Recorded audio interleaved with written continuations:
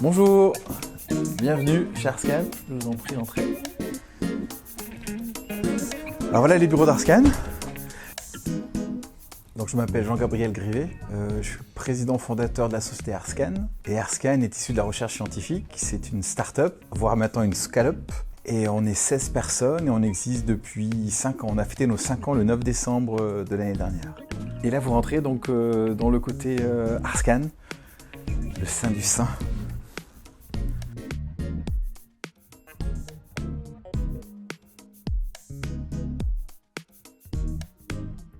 Alors le cœur de métier, c'est la visualisation de données 3D. C'est afficher de la donnée tridimensionnelle, donc c'est de l'informatique graphique, c'est très lourd. De l'afficher sur un simple téléphone portable ou sur un ordinateur sans contrainte ou avec peu de contraintes. Ça c'est un vieux tunnel qui a été entièrement scanné, entièrement tagué. Historiquement, j'ai créé Arscan parce que je me suis rendu compte qu'il y avait une énorme problématique qui était que l'informatique graphique, qui est très lourd, la 3D est quasiment incompatible avec le web parce que la 3D c'est très gros et le web, il y a des tout petits tuyaux pour transférer la donnée. Donc il y avait un énorme problème, c'est rendre la 3D compatible pour Internet. Donc on se rend compte que les technologies de compression, c'est des enjeux majeurs sur les marchés. Donc il existait plein de solutions de visualisation de données 3D. Mais nous, on a amené un nouveau système pour populariser la 3D, la visualisation 3D, pour la rendre accessible économiquement et écologiquement.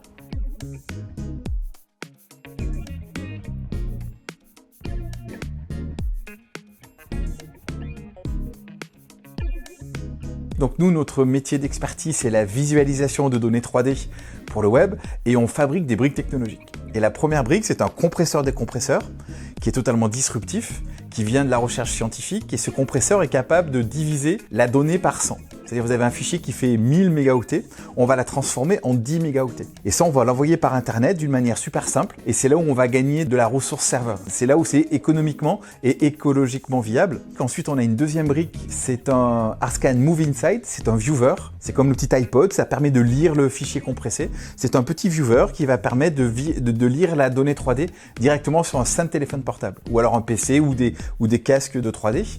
Et ensuite, on a une Arscan Silo Data, c'est une plateforme qui permet à des professionnels de gérer leurs fichiers 3D, de les classer, de gérer des rôles, de donner des droits d'accès et de faire du jumeau numérique. Donc voilà nos 3 briques techno. Un compresseur, un viewer et un gestionnaire de fichiers 3D qui est un véritable générateur de jumeaux numériques. Donc là, c'est le jumeau numérique de Lyon-Parc-Auto. C'est un parking public aérien. Ce parking, il a été rendu interactif et collaboratif grâce à tous ces petits pointeurs. Le technicien, à partir de son téléphone portable, peut avoir toutes les données nécessaires à la gestion et au pilotage de ce parking public. Donc il peut accéder à la vidéo, il peut accéder aux données de l'objet connecté, il peut même chatter avec un autre opérateur s'il y a besoin de chatter pour discuter de quelque chose qui s'est passé directement dans le jumeau numérique. Donc là, vous avez réellement un jumeau numérique d'un parking public interactif, collaboratif et connecté à des données externes et en temps réel. Aujourd'hui, le marché de la visualisation 3D pèse 1 milliard d'euros.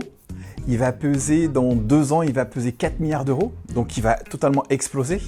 Et ce marché de la visualisation va permettre de faire du jumeau numérique, de faire du BIM, de faire de la réalité virtuelle, du gaming, des serious games.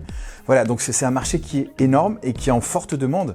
Et donc c'était super important d'avoir une technologie qui puisse permettre de diminuer l'impact de la visualisation. Et on sait qu'aujourd'hui, quand vous faites 1 heure de visualisation de fichiers 3D avec les vieilles technologies, vous dépensez presque 452, je suis peut-être pas sûr du chiffre, kilogrammes de CO2 rejetés dans l'atmosphère. Avec une technologie comme la nôtre, on est capable de diviser par 98 ce rejet de CO2 dans l'atmosphère. Et ce rejet de CO2 est tout simplement dû à des fermes de serveurs qui tournent énormément pour pouvoir streamer de la donnée 3D. Avec Arscan, c'est plus du tout le cas.